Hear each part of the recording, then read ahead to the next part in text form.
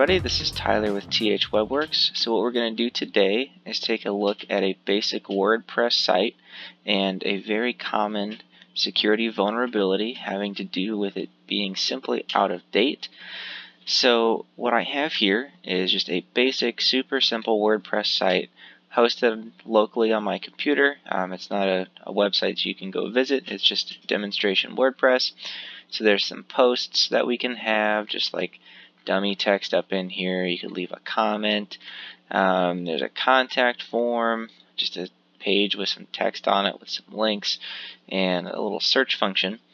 So what we're going to take a look at is something called a Google Lighthouse report that shows our performance, some accessibility, how easy it is for the people to use, what the best practices are, whether they're being followed, and our SEO score, whether the web crawlers can pick up what they need to. So right off the bat, I'm using WordPress version 4.9, and we have a time to interactive, which means the time from when you hit yes, I want to load this page, to okay, the page is loaded and fully ready to use, is over 5 seconds. More than half of the visitors are going to leave if it's not loaded in 3 seconds, and 2 is the goal, but 3 is still pretty good. But 5 is still a pretty long time, even for just a simple site like this without a lot of content. So we're going to skip over some of the speed stuff because most of what we're concerned about here is the best practices and security. So this HTTPS and the HTTP2 we're not going to worry too much about because that could be easily taken care of once the site would go live. But what we're really going to focus in on is point number 4, the includes front-end JavaScript libraries with known security vulnerabilities. So right here you can see this jQuery version 1.12.4 has a medium risk. So when we follow that link, we're going to end up in a place that details the cross-site scripting attack is a known vulnerability for this version. So what cross-site scripting is when an attacker can use the user's browser to put malicious code into the site. We could steal information, modify the information, or perform actions on a user's behalf. Most of the time, the actions should be blocked by the domain, but oftentimes they aren't. And there's all kinds of different things that you can do with a cross-site scripting attack, and we could read more about that on our own time. The long story short is it's a fairly severe and very easy attack to perform, and we can do a lot of different bad things with it on a website. So what I'm going to do now is update this WordPress site from version 4.9 to version 5.1, which is currently, as of this recording, the most up-to-date WordPress version. And the look and the feel of the website is not going to change, but you'll see that what does change is we get rid of one vulnerability in exchange for another.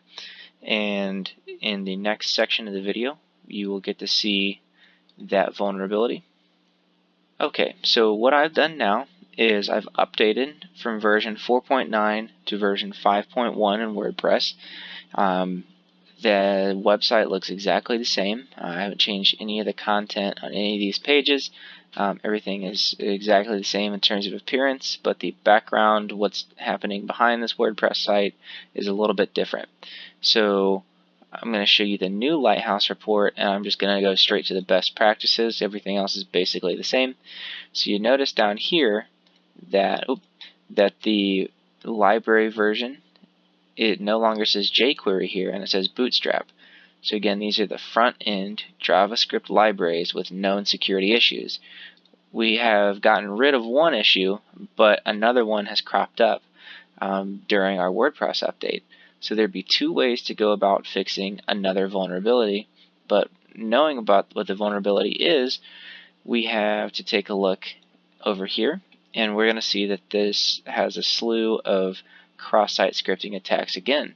Now this is the same type of vulnerability. It's a little bit different, but it's similar to the jQuery issue that we had, and you can do the same things with it. Take data, steal data, modify it, just do all kinds of bad things to a website. So how do we go about going from, oh man, I had a jQuery error, okay, now I need to update my site. Oh man, I got a whole nother error. So we could go in, modify some code within the theme, and do it that way. That would be the longer version if we wanted to keep everything the same. But what if we just go through and just see whether changing the theme is going to be what gets rid of this bootstrap error. So bootstrap is used in most websites, I'd say almost everywhere somehow, as a great front-end framework, makes sites easy to style, design, and use. But the initial version, this 4.0.0, is an alpha version that was the first release to the public of version 4. So it definitely had some issues with it, and the theme that we're using over here uses that and hasn't updated their version of Bootstrap. So what I'm going to do now is go into WordPress. I'm going to change the theme. So it's going to look different, it's going to feel different, and the Lighthouse report is going to show that we've had some significant changes. And in the next section of the video, we'll get to see what those are.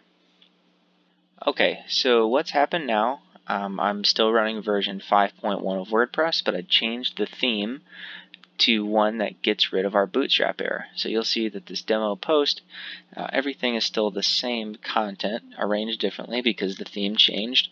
Nothing surprising, nothing special there.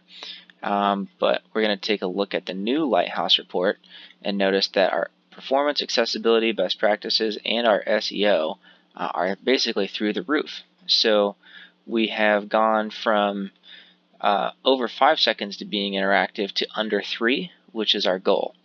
And in 2.5 seconds, people are going to start seeing something, which is twice as fast as the other version of the website.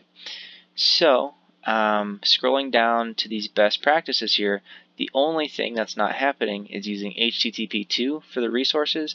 And again, that's something that's not a big deal because when we'd push it live, that's when we would deal with that error. But to go through and show you that we are avoiding the front-end JavaScript libraries with known security vulnerabilities, we have none that Google picks up.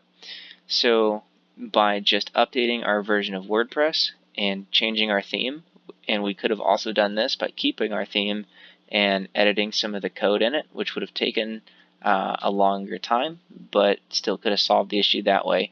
We're no longer at risk for any known types of cross-site scripting attacks, and these JavaScript libraries that we're using now are the most up-to-date, most current versions that have these security errors patched up.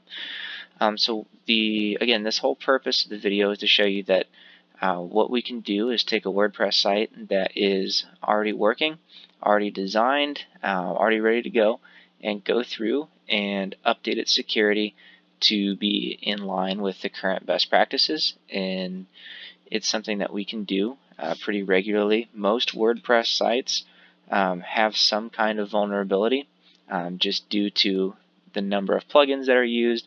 Not all the plugins get updated. When WordPress gets updated, there's 100 different things that could happen, and the best way to secure your site is to stay on top of it and maintain it properly.